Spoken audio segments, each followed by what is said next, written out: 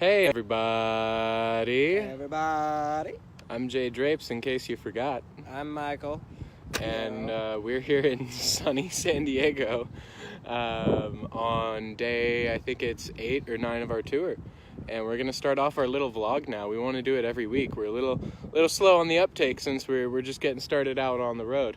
But yeah, we wanted to have a little video podcasty sort of thing to stay in touch with all you sweeties back home and abroad. So yeah, we're just gonna talk a little bit about our journey. I mean, I suppose first I'm just gonna turn the camera around and show you where we are. This is Balboa Park in San Diego, California. We found about the grayest time of year to come to sunny San Diego. That's for sure. Sunny San Diego. Sunny San Diego. We want to write a song about it. Very, very ironic. It's Considering our lack of experience with that, yeah.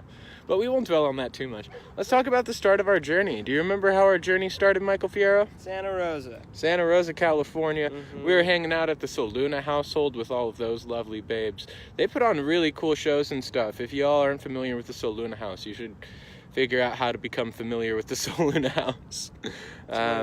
Checked in at the Orchard House with our good babes there, and had some of our last goodbyes, and then we headed on out to Santa Cruz, where we spent some time with some of our friends from Lark Camp. Fox and Carrie, and new friends made there for sure. Had a good time there, but it was just a pit stop on our way to San Luis Obispo. What was your favorite part of San Luis Obispo, Michael Fierro? The creaky tiki, I suppose. The creaky tiki. Yeah. Do you want to say something to the effect of how that came around? Oh my goodness, I barely even... It was hectic. We didn't have a gig. We ended up staying there overnight, and so Jay and I literally just walked into a bunch of different bars and restaurants, and we're like, hey, you do live music? And everyone there was very nice, and while they declined very politely, they often pointed us in different directions to go and try out, and we ended up at a tiki bar, which had great food. Oh my god, that was really good. Really incredible food. I was really worried when I first heard the name Creaky Tiki. I was like, oh no, is this gonna be some freakishly underclass racist establishment? Here we go. But instead we go in there and it's nice mahogany counters and super respectful people and just unbelievable food. Dad, I'm sorry you're gonna see this and hate me, but I had the best pulled pork sandwich of my life. It was so crazy. Wasabi, ginger, goodness. I mean, the music was good too. We played to a lot of people who had a really good time. We pulled in a lot of swing dancers from the street, which was hella fun. Right? Yeah, and they came in and ate it up, and that led to a gig referral for LA for doing swing dances down there. So that was exciting. Yeah. And Tony, the saxophone player. Oh my God. Don't forget Tony. We can't forget Tony. Never Jesus forget Tony. God in hell, Tony. Sorry for all the profanities. So we're playing our show, right? We're playing some swingy, jazzy sort of stuff. And this guy walks up to the front door of the venue. We're playing right next to the front door, mind you, and it's all clear glass windows, you can see in and see everything in the restaurant really clearly. This guy, he has no case, he has no stand, he has no sheet music, nothing like that. He's literally just walking through the city wearing this really way too fly looking suit with a slightly unbuttoned shirt, beard. It's the middle of the fucking night and this guy's wearing sunglasses and I'm like, okay, all right, what's going on? What is going on? And he comes up and he just walks up and he just drops his head to the side like this and just mean mugs me for a good 10 seconds just. And I lean out the door and I'm like, do you play jazz? He doesn't respond with human words, like most humans would. Instead, he just takes his saxophone and brandishes it to the side and just shrugs at me I'm holding a saxophone. Why would I not play jazz? Now, you see, this was a good question to ask. Do you play jazz? What I should have asked is how high on hallucinogens are you? Because Tony was not in this realm. No. He was not on this planet. And seems like he was a good player, but also seems like the drugs made it a little tough to hear what was going on around him. So, like, the saxophone player comes in, and he's just playing the most ridiculous... in, like, not even remotely the right key. It's like he learned from Sun Ra. Right? It's like he learned from Sun Ra, basically, you know? And, like, right as that happens, this other band comes in to, like, check in on us, and, like, because we were almost going to play a show with them, and it didn't quite work out, but we're playing one in February, and that'll be fun. And so, yeah, like, they came in right as this guy was going on. I'm like, oh no, this other band is never going to respect us again. Instead, the lead singer of the other band comes up, and he sees this sax player, Tony, and he's like, Tony, I know you don't remember me, but you left your saxophone case and all your tips down the street again. You should probably get those before they're stolen. It was such a kind favor of this guy to do that for us and get Tony out of our hair. But fun memories. Santa Barbara treated us real nice. What was your favorite thing about the red piano, Michael? That aesthetic was nice. Yeah. It was very red and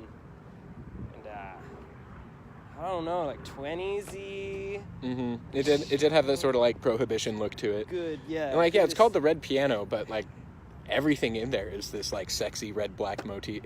Great room to play in. Beautiful room to play in. Very easy to look hot. And we met a real piano. It's not even a real piano. Don't tell any trade secrets. But we're gonna give you the scoop here.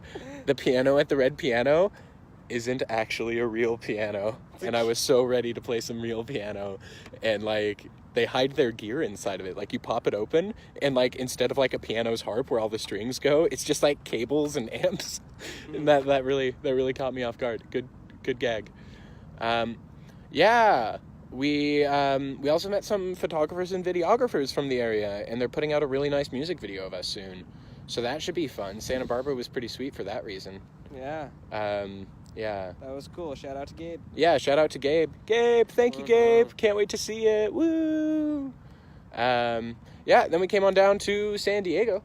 We had some transmission problems with our van along the way, but we played a couple of gigs. It was a little bit of a footloose situation. We're a dance band, and we got there, and they were like, you cannot play dance music.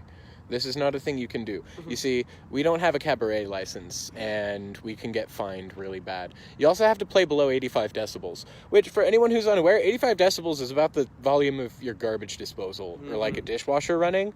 Like, we stopped playing our instruments and we're just singing at one point, and I was looking at the decibel meter and it said 92. And I'm like, okay, the room, just the noise in this room and our voices is, like, just so far above the noise limit. Like, why are we even here? But we had a good time, and the food was good, you know, consistent themes, being fed well. Good falafel. Yeah, and then we played Lestats and got a ton of music videos there, too, and that's pretty exciting. You can find those on YouTube. Good sound engineer. Lou's a hero. Lou is a hero.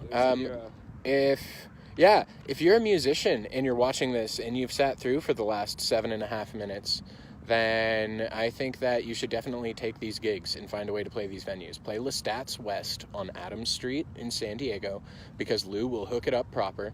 Make sure you promote well, but the sound will be great and you'll get a nice recording of your show.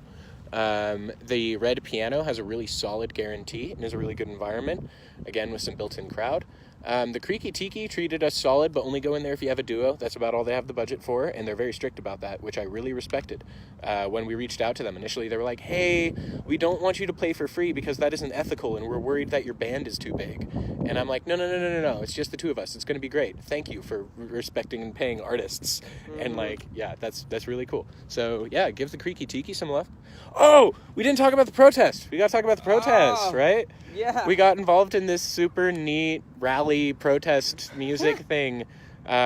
We unpacked our instruments in San Luis Obispo, and before we even started playing, our buddy Dennis, our new buddy Dennis, we didn't know him, complete stranger, rolls up and is like, hey, you seem like you have the right attitude. Do you want to play a protest in a couple of days for like immigrant rights and homeless rights here in San Luis Obispo? And we're like, yes, we care about humanity. Of course we're there. Are you kidding? Yeah.